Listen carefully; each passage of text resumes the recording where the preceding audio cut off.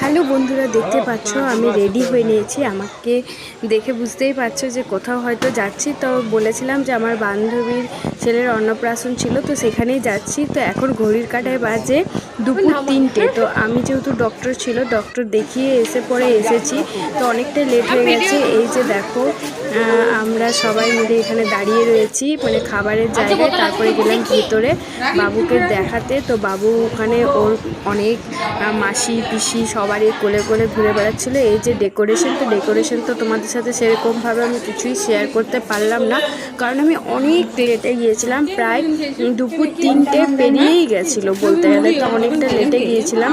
তো কারোর সাথে সেরকমভাবে দেখা হয়নি। তো অদিতির সাথে দেখা হয়েছিল, আর আমার কারোর সাথে সেরকমভাবে দেখা হয়নি। ঝটাপট বাড়িতে এসে রেডি হলাম।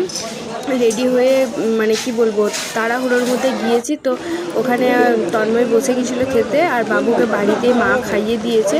মাকে বললাম তুমি বাবুকে একটু স্নান করিয়ে খাইয়ে দাও, আমরা যাচ্ছি। তো এখানে এই যে দেখো ভাত, ডাল, আলু পোস্ত, পটল চিংড়ি, তারপরে 2 রকমের মিষ্টি, তারপরে চাটনি, অনেক কিছু খাবার ছিল। তো খাবারগুলো খুব ভালো হয়েছিল, মানে বলতে নেই, খুব সুন্দর খাবার হয়েছিল। মানে এই এত গরমের মধ্যে তৃপ্তি করে মানুষ খেতে পেরেছে, আর খাবারের স্বাদগুলো কিন্তু অসাধারণ ছিল। তারপর খাওয়া দাওয়ার পর এই যে দেখো মুখটা আমি ধুয়েও নিই, আর লিপস্টিক সব রয়েছে।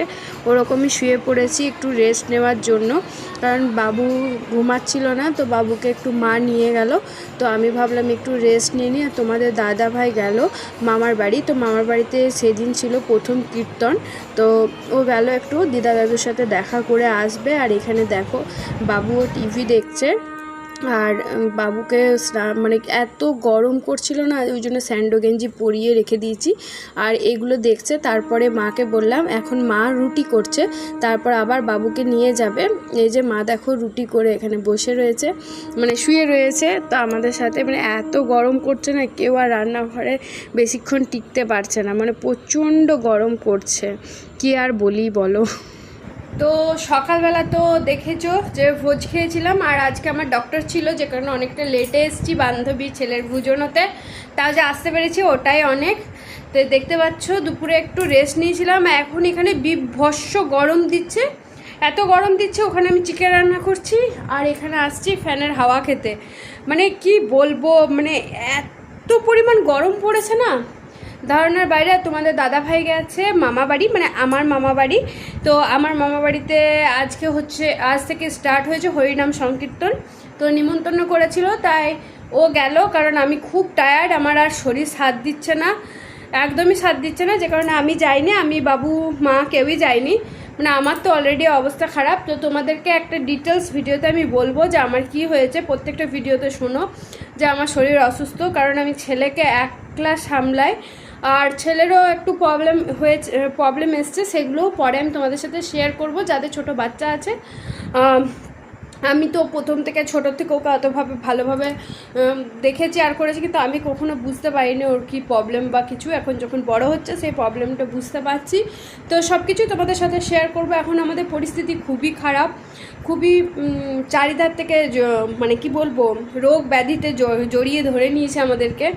তো যে কারণে ভিডিও আসছে লেটে, অনেক ভিডিও করা আছে যেগুলো আমি ঠিক টাইমে আমি আপলোডও করতে পারছি না, মানে এডিটিং করতে পারছি না। এডিটিং করব এরকমভাবে বসে থাকলে আমার এই শীত ধরে যাচ্ছে, চোখে একটানা মোবাইলে স্ক্রিন দেখলে পরে আমার চোখে আর কিছু দেখতে পাচ্ছি না, ব্ল্যাঙ্ক হয়ে যাচ্ছে। তো যে কারণে আমি ফোনে বেশি অ্যাক্টিভও রইতে পারছি না, মানে বেশিক্ষণ ফোন ঘাঁটতেও পারছি না, অনেকের রিপ্লাই দিতে পারছি না, তার জন্য আমাকে ক্ষমা করে দিও। চেষ্টা করি সবারই রিপ্লাই দেওয়ার জন্য, কিন্তু আমার দ্বারাই হয়ে উঠছে না। আমি সবাইকে রিপ্লাই দিতে চেষ্টা করি। তো এই যে দেখো এখানে হিটারে রান্না, তো এখানে আমাদের রান্নাঘরে লাইটটা কম, এখানে আমি চিকেনটা বসিয়ে দিয়েছি। দেখো অন্ধকার দেখাচ্ছে, এই যে। তো চিকেন হচ্ছে আর রুটি, তো রুটি হলো, বাবু দুধ রুটি ভিজিয়ে দিয়েছি, ও রাতে তো দুধ রুটি খায়, দুধ রুটি ডাল রুটি সবই খায়। তো ওই জন্য মানে কি বলবো, আমার পরিস্থিতি এখন এত খারাপ হয়ে গেছে না, প্রচুর গরম করছে, আমি একটু গরম সহ্য করতে পারছি না, একদম অবস্থা আমার কাহিল লাগছে। এই রান্না বান্না স্টার্ট করেছি, তো চলো চিকেনটা করে নিই। আর এই রুমেও আমাদের ফ্যান চলছে, এখানে বিল লাগে না যে কারণে হিটার চলছে, সব ঘরে ফ্যান চলছে, সব অবস্থা।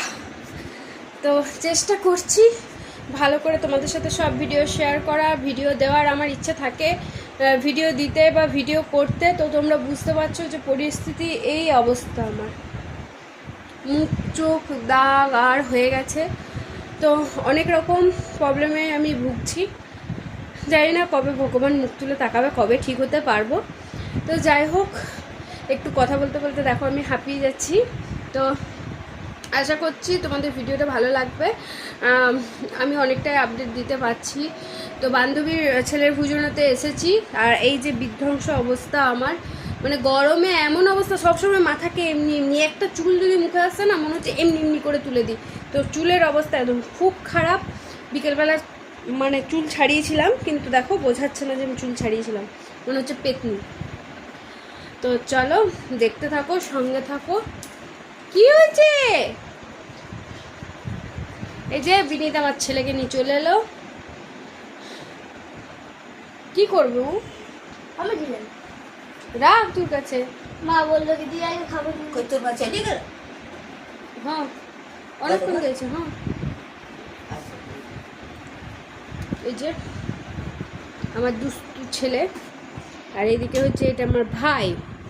তো এটা আমার ছোট্ট ভাই, সব থেকে নাটা ভাই, ছোট ভাই নাটকু।